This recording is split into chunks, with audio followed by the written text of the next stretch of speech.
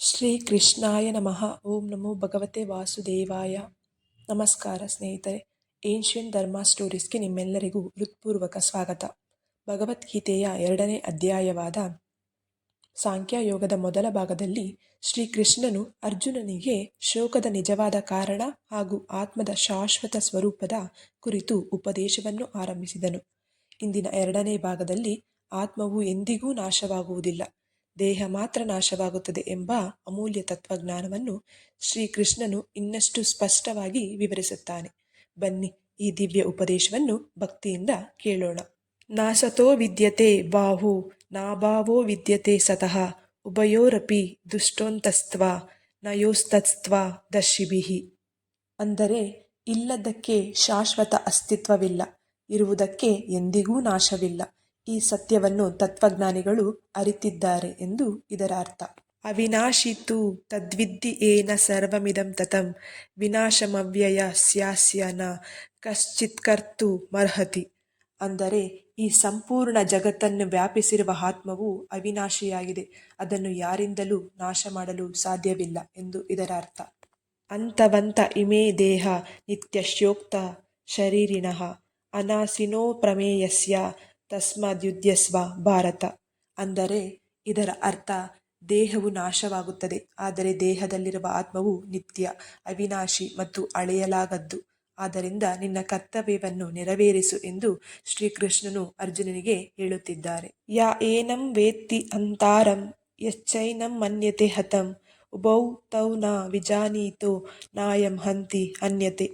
ಅಂದರೆ ಆತ್ಮವು ಕೊಲ್ಲುವುದಿಲ್ಲ, ಕೊಲ್ಲಲ್ಪಡುವುದೂ ಇಲ್ಲ, ಆತ್ಮವೇ ಕೊಲ್ಲುತ್ತದೆ ಅಥವಾ ಕೊಲ್ಲಲ್ಪಡುತ್ತದೆ ಎಂದು ಭಾವಿಸುವವರು ಸತ್ಯವನ್ನು ಅರಿತವರಲ್ಲ ಎಂದು ಇದರ ಅರ್ಥ. ನ ಜಾಯತೆ ಮ್ರಿಯತೆ ವಾ ಕದಾಚಿ ನ್ಯಾಯಂ ಭೂತ್ವ ಭವಿತಾ ವಾ ನ ಭೂಯಃ ಅಜೋ ನಿತ್ಯಃ ಶಾಶ್ವತೋಯಂ ಪುರಾಣೋ ನ ಅನ್ಯತೆ ಅನ್ಯಮಾನೇ ಶರೀರೆ. ಅಂದರೆ ಇದರ ಅರ್ಥ, ಆತ್ಮಕ್ಕೆ ಜನನವೂ ಇಲ್ಲ, ಮರಣವೂ ಇಲ್ಲ, ಅದು ಶಾಶ್ವತ, ನಿತ್ಯ ಮತ್ತು ಅವಿನಾಶಿಯಾಗಿದೆ. ದೇಹ ನಾಶವಾದರೂ ಆತ್ಮಕ್ಕೆ ಏನೂ ಆಗುವುದಿಲ್ಲ ಎಂದು ಇದರ ಅರ್ಥ. ವೇದ ವಿನಾಶಿನಂ ನಿತ್ಯಂ ಯ ಏನಮಜಮವ್ಯಯಂ ಕಥಂ ಸ ಪುರುಷಃ ಪಾರ್ಥ ಕಂ ಘಾತಯತಿ ಹಂತಿಕಂ. ಅಂದರೆ ಆತ್ಮವು ಅವಿನಾಶಿ, ನಿತ್ಯ, ಜನ್ಮರಹಿತ ಮತ್ತು ಶಾಶ್ವತವೆಂದು ತಿಳಿದವನು ಯಾರನ್ನೂ ಕೊಲ್ಲುವುದಿಲ್ಲ ಹಾಗೂ ಯಾರನ್ನೂ ಕೊಲ್ಲಿಸಿಕೊಳ್ಳುವುದಿಲ್ಲ ಎಂದು ಇದರ ಅರ್ಥ.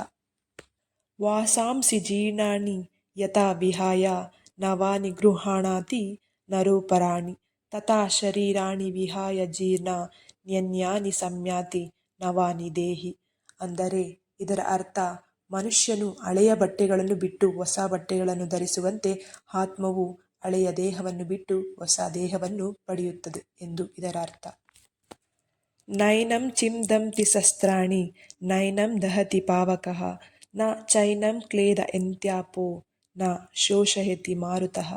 ಅಂದರೆ ಆತ್ಮವನ್ನು ಯಾವುದೇ ಆಯುಧ ಕತ್ತರಿಸಲಾರದು, ಬೆಂಕಿ ಸುಡಲಾರದು, ನೀರು ತೇವಗೊಳಿಸಲಾರದು, ಗಾಳಿ ಒಣಗಿಸಲಾರದು ಎಂದು ಇದರ ಅರ್ಥ. ಅಚ್ಛೇದ್ಯೋ ಯಮದವ್ಯೋ ಯಮಕ್ಲೇದ್ಯೋ ಶೋಷ್ಯ ಹೇವಚ ನಿತ್ಯಃ ಸರ್ವಗತಃ ಸ್ಥಾಣುರ ಚಲೋಯಂ ಸನಾತನಃ. ಅಂದರೆ ಆತ್ಮವು ಕತ್ತರಿಸಲಾಗದು, ಸುಡಲಾಗದು, ತೇವಗೊಳಿಸಲಾಗದು ಮತ್ತು ಒಣಗಿಸಲೂ ಆಗದು, ಅದು ನಿತ್ಯ, ಸರ್ವವ್ಯಾಪಿ, ಅಚಲ ಮತ್ತು ಸನಾತನವಾಗಿದೆ. ಅವ್ಯಕ್ತೋ ಯಮಚಿಂತ್ಯೋ ಯಮವಿಕಾರ್ಯೋ ಯಮುಚ್ಯತೆ ತಸ್ಮದೇವಂ ವಿದಿತ್ವೈನಂ ನಾನು ಶೋಚಿತು ಮರ್ಹಸಿ. ಅಂದರೆ ಇದರ ಅರ್ಥ, ಆತ್ಮವು ಕಣ್ಣಿಗೆ ಕಾಣುವುದಿಲ್ಲ, ಮನಸ್ಸಿನಿಂದ ಸಂಪೂರ್ಣವಾಗಿ ಗ್ರಹಿಸಲಾಗುವುದಿಲ್ಲ ಮತ್ತು ಯಾವುದೇ ಬದಲಾವಣೆಗೆ ಒಳಪಡುವುದಿಲ್ಲ.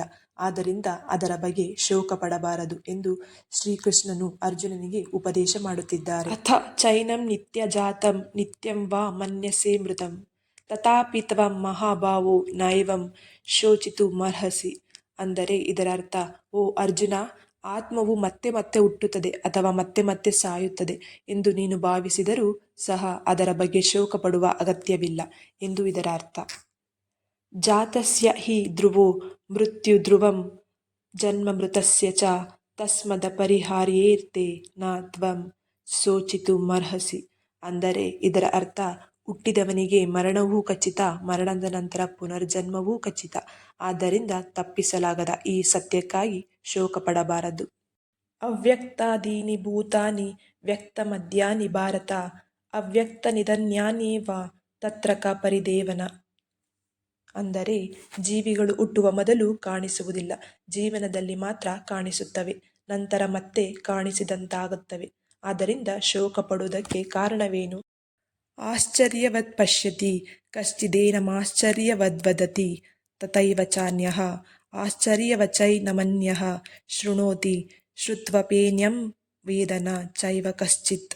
ಅಂದರೆ ಕೆಲವರು ಆತ್ಮವನ್ನು ಆಶ್ಚರ್ಯದಿಂದ ನೋಡುತ್ತಾರೆ, ಕೆಲವರು ಅದರ ಬಗ್ಗೆ ಆಶ್ಚರ್ಯದಿಂದ ಮಾತನಾಡುತ್ತಾರೆ, ಕೆಲವರು ಆಶ್ಚರ್ಯದಿಂದ ಕೇಳುತ್ತಾರೆ, ಆದರೆ ಕೇಳಿದ ನಂತರವೂ ಅದರ ನಿಜವಾದ ಸ್ವರೂಪವನ್ನು ಅರ್ಥ ಮಾಡಿಕೊಳ್ಳುವುದು ಅಪರೂಪ.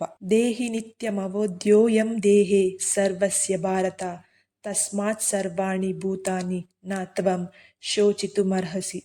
ಅಂದರೆ ಓ ಅರ್ಜುನ, ಪ್ರತಿಯೊಬ್ಬರ ದೇಹದಲ್ಲಿರುವ ಆತ್ಮವು ನಿತ್ಯ ಮತ್ತು ಅವಿನಾಶಿಯಾಗಿದೆ, ಆದ್ದರಿಂದ ಯಾವುದೇ ಜೀವಿಯ ಬಗ್ಗೆ ಅತಿಯಾದ ಶೋಕ ಪಡಬಾರದು ಎಂದು ಇದರ ಅರ್ಥ. ಇದರೊಂದಿಗೆ ಭಗವದ್ಗೀತೆಯ 2ನೇ ಅಧ್ಯಾಯವಾದ ಸಾಂಖ್ಯಯೋಗದ 2ನೇ ಭಾಗ ಮುಕ್ತಾಯವಾಗುತ್ತದೆ. ಈ ಭಾಗದಲ್ಲಿ ಶ್ರೀಕೃಷ್ಣನು ಆತ್ಮವು ಶಾಶ್ವತ, ಅವಿನಾಶಿ ಹಾಗೂ ದೇಹವು ಮಾತ್ರ ನಾಶವಾಗುತ್ತದೆ ಎಂಬ ದಿವ್ಯ ತತ್ವವನ್ನು ನಮಗೆ ತಿಳಿಸಿದರು.